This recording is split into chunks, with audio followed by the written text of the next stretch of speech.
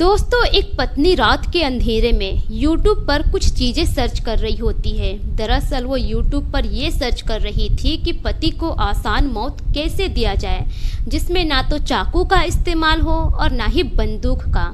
उसके बाद थोड़ी ही देर के बाद उसके सामने एक तरकीब आती है। उसके बाद वो महिला अपने प्रेमी को फ़ोन करती है और फ़ोन करके कहती है कि तरकीब मुझे मिल गया है, एक ऐसा तरकीब मिला है जिससे मेरे पति की मौत भी हो जाएगी और हम दोनों भी बच जाएंगे। पुलिस को हम दोनों पर शक भी नहीं होगा। दोस्तों, दरअसल ये मामला है तेलंगाना के करीमनगर का, जहां एक पत्नी अपने प्रेमी के साथ मिलकर एक ऐसा पदार्थ अपने पति के कान में डालती है कि उसके पति की मौके पर ही मौत हो जाती है। लेकिन जब यह सूचना पुलिस को मिलती है, पुलिस जब छानबीन करती है, पुलिस कातिल को ढूंढते ही रह जाती है, लेकिन कातिल हाथ नहीं लगता है। लेकिन उसी दौरान जो पत्नी होती है कुछ ऐसी गलती कर देती है कि सारा भांडा फूट जाता है। दोस्तों, आइए जानते हैं मामले की पूरी कहानी इस वीडियो में। पर वीडियो में आगे बढ़ने से पहले आप सभी से एक ही रिक्वेस्ट है कि वीडियो को लाइक कर दीजिए और चैनल को भी सब्सक्राइब कर दीजिए ताकि मेरा हौसला बढ़ता रहे। दोस्तों, मेरा नाम है तबस्सुम खातून और आप सभी का मेरे चैनल पर स्वागत है। दोस्तों, आज की सच्ची घटना है तेलंगाना के करीमनगर के किसान नगर की। किसान नगर में ही एक व्यक्ति रहा करता था जिसका नाम होता है संपत। संपत की शादी रमा देवी नाम की एक महिला से हुई थी। उसकी उम्र होती है 38 साल। संपत जो होता है वो एक लाइब्रेरी में सफाई कर्मी का काम किया करता था। शादी के बाद उन दोनों के बच्चे भी होते हैं। वही जो उसकी पत्नी होती है रमा देवी, वो एक नाश्ते का ठेला लगाया करती थी। वो साउथ इंडियन डिश सर्वपिंडी खास तौर पर बेचा करती थी। दोनों पति पत्नी मिलकर किसी तरह से घर चलाया करते थे, बच्चों का भरण पोषण किया करते थे। दोनों पति पत्नी की जिंदगी अच्छी खासी गुजर रही थी। लेकिन जो संपत होता है, शादी के बाद से ही वो शराब पीना शुरू कर देता है। इसी तरह उसकी जो शराब की लत होती है दिन पर दिन बढ़ता ही चला जाता है। लेकिन बात तब बिगड़ती है जब उसके बच्चे हो जाते हैं। बच्चे होने के बाद संपत और भी ज़्यादा शराब का आदी हो जाता है।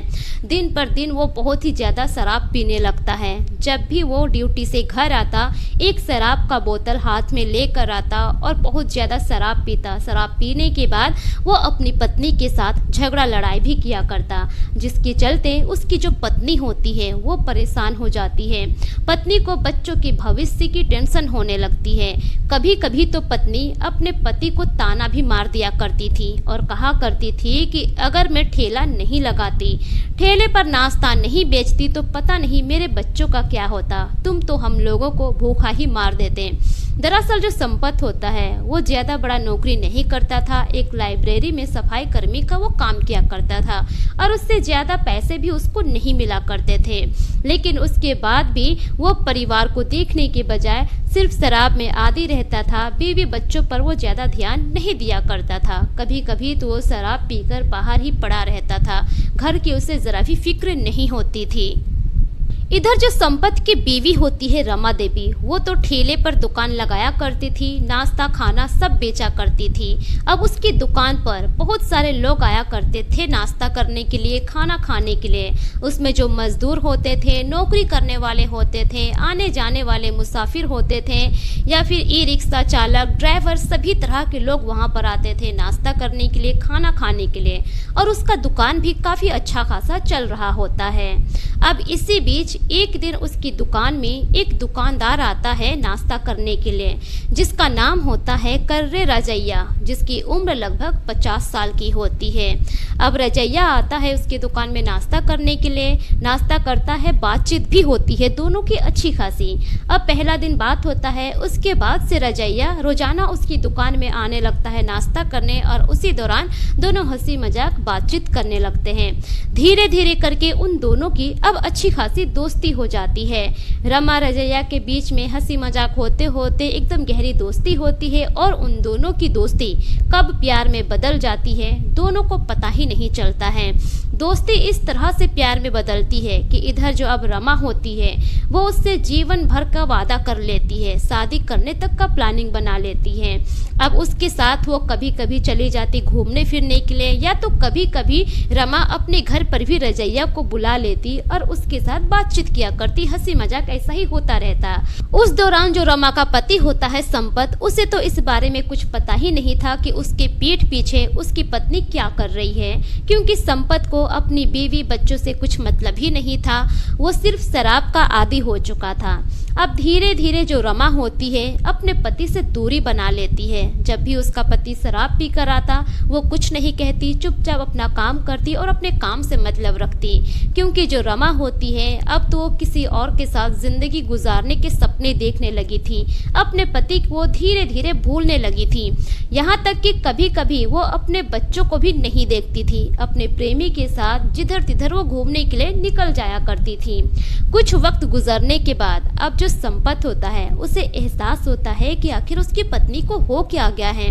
ना तो उससे झगड़ा करती है, ना ही सामने आती है, बातचीत करती है। पहले तो बहुत तरह की शिकायत किया करती थी, लेकिन अब एकदम से दूर हो गई है। कहीं ना कहीं संपत को भी अपनी गलती का एहसास होता है।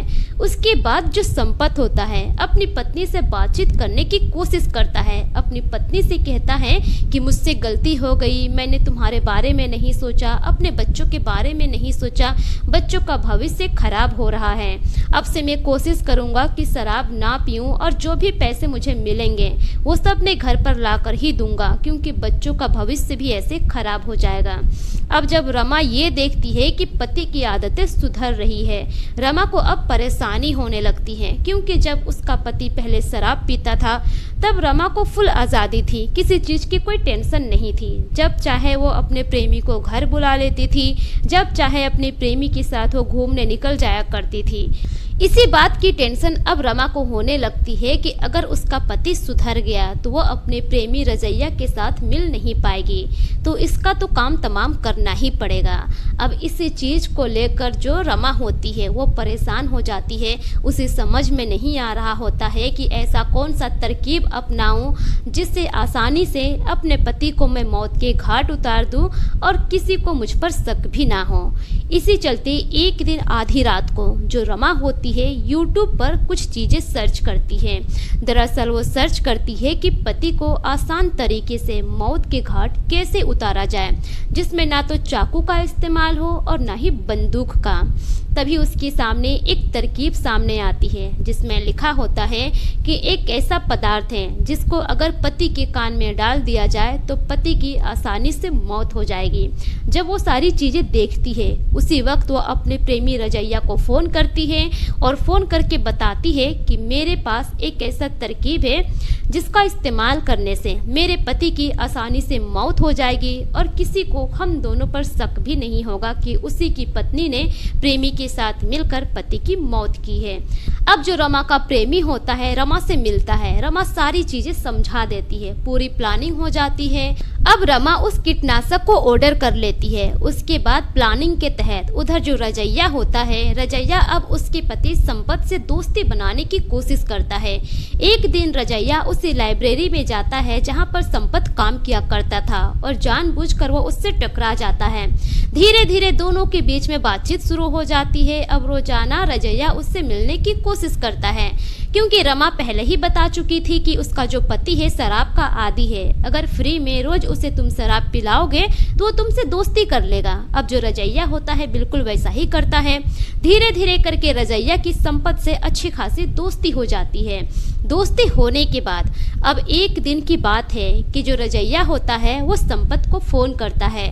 फ़ोन करके कहता है कि संपत, मैं अपने दोस्त के साथ फ्लाईओवर के पास हूँ। एक लोकेशन बताता है और कहता है कि तुम भी यहाँ पर आ जाओ, हम लोग यहाँ पर पार्टी वगैरह करेंगे और खूब शराब पियेंगे।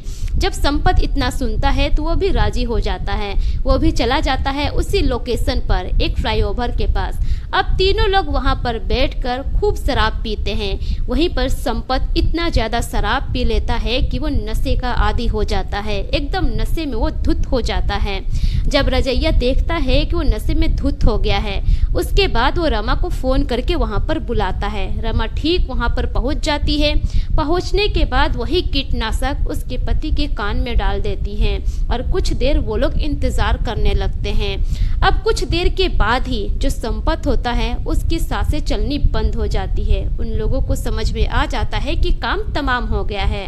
उसके बाद रजैया, वहीं पर जो रमा होती है वो और रजैया का एक दोस्त होता है, वो तीनों वहाँ से चले जाते हैं। रमा अपने घर चली जाती है, वो दोनों अपने अपने घर चले जाते हैं। अब उसके अगले ही दिन सुबह सुबह जो रमा होती है वो एक ड्रामा क्रिएट करती है। सुबह होते ही रमा अपने बच्चों को कहने लगती है कि तुम्हारे पापा रात भर घर नहीं आए, पता नहीं कल सही कहाँ है। रोने लगती है, वहीं पर शोर मचाने लगती है। आस पड़ोस की औरतें आ जाती है। औरतों के सामने इस तरह से रोती है कि जैसे उसको अपने पति की बहुत ज़्यादा फिक्र हो।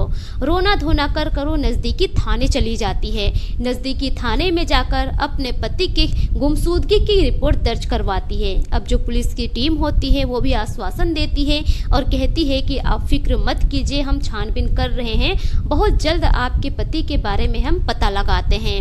अब उसके बाद जो पुलिस की टीम होती है छानबीन में लग जाती है। लगभग 3 से 4 घंटे के बाद उसी फ्लाईओवर के पास पुलिस को एक लाश मिलती है। पुलिस इस लाश को अपने गिरफ्त में लेती है और थाने लेकर आती है। उसके बाद रमा को वहां पर बुलाया जाता है पहचान के लिए। जब रमा देखती है लाश को तो वहीं पर फूट फूट कर रोने लगती है और कहती है कि साहब यही तो मेरे पति है। उसके बाद रमा कहती है कि दरअसल मेरे पति बहुत ज़्यादा शराब पिया करते थे, हो सकता है कि उसी की वजह से मौत हुई हो। पुलिस वहाँ पर पूछती भी है कि आपको किसी पर शक है, किसी से कोई दुश्मनी था आपके पति का, लेकिन रमा साफ मना कर देती है। रमा जिस तरह से वहाँ पर एक्टिंग कर रही थी, जिस तरह से उसका ड्रामा था, अब पुलिस को भी यही यकीन हो जाता है कि नशा करता था, शराब वगैरह पीता था, उसी की वजह से पति की मौत हो गई होगी। अब जो पुलिस की टीम थी वहाँ पर रमा से कहती है कि ठीक है, पहले हम लोग लाश का पोस्टमार्टम करवाते हैं, उसके बाद डेड बॉडी आपको दे देंगे। लेकिन जैसे ही रमा यह सुनती है वो एकदम से हक्का बक्का रह जाती है। अब वो वहाँ पर पुलिस को ही धमकाने लगती है और कहती है कि नहीं, मेरे पति का पोस्टमार्टम कैसे हो सकता है, मेरे पति को ऐसा कुछ नहीं हुआ है। मैं नहीं चाहती कि मेरे पति के मरने के बाद उसकी डेड बॉडी के साथ किसी भी तरह का कुछ किया जाए, आप पोस्टमार्टम मत कीजिए। अब जैसे ही इस तरह की बातें करती है वो वहाँ पर पुलिस को शक होने लगता है रमा पर। अब जो पुलिस की टीम होती है कहती है कि ठीक है, हम आपके पति का पोस्टमार्टम नहीं करवाएंगे, लेकिन इसके बाद कुछ प्रोसेस है, उसके लिए तो आपके पति को डेड बॉडी को ले जाना ही पड़ेगा। अब जो रमा होती है वो हामी भर देती है, लेकिन उसके बाद पुलिस एक अपना ही खेल खेलने लगती है। दरअसल जो पुलिस की टीम होती है सबसे पहले रमा के फ़ोन का CDR कॉल डिटेल्स निकलवाती है। उसमें एक नंबर सामने निकल कर आता है जिस पर रमा बहुत ज़्यादा बात की होती है। जब पुलिस उस नंबर के बारे में पता करती है तो पता चलता है कि वो नंबर किसी और का नहीं बल्कि रजैया नाम के व्यक्ति का है। जब पुलिस उस नंबर का कॉल डिटेल्स निकालती है, CDR निकालती है और रजैया के बारे में पता करती है तो पुलिस को पता चलता है कि रजैया कोई और नहीं है बल्कि रमा का ही प्रेमी है। उसके बाद जो पुलिस की टीम होती है उस इलाके के CCTV कैमरे को खंगालती है, सारी फुटेज देखती है तो पुलिस को पता चलता है कि संपत आखिरी बार रजैया के साथ ही था। अब पुलिस का जो मामला था वो सुलझ जाता है। पुलिस को पता चल जाता है कि इसके पीछे किसका हाथ है। उसके बाद जो पुलिस की टीम होती है रमा को थाने बुलाती है और उससे पूछताछ करती है। पुलिस कहती है कि बहुत होशियारी तुमने कर ली, तुम्हारा जो कांड है वो सब कुछ पता चल गया है हमें। अब तुमने अपने पति के साथ क्या किया, कैसे प्लानिंग की, सारी चीज़ें बता दो।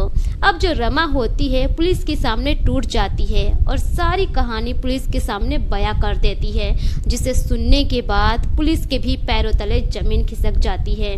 अब जो पुलिस होती है उसके बाद रजैया और उसके साथ और एक उसका साथी होता है, उसको भी गिरफ्तार करके थाने लाती है। जब उन दोनों से पूछताछ की जाती है तो वो दोनों भी अपना जुर्म कबूल कर लेते हैं। उसके बाद जो पुलिस होती है संपत की डेड बॉडी को पोस्टमार्टम के लिए भेजती है। पोस्टमार्टम होकर आता है, जब पोस्टमार्टम रिपोर्ट आती है तो उसमें भी यही निकल कर आता है कि एक कीटनाशक की वजह से उसकी मौत हुई है।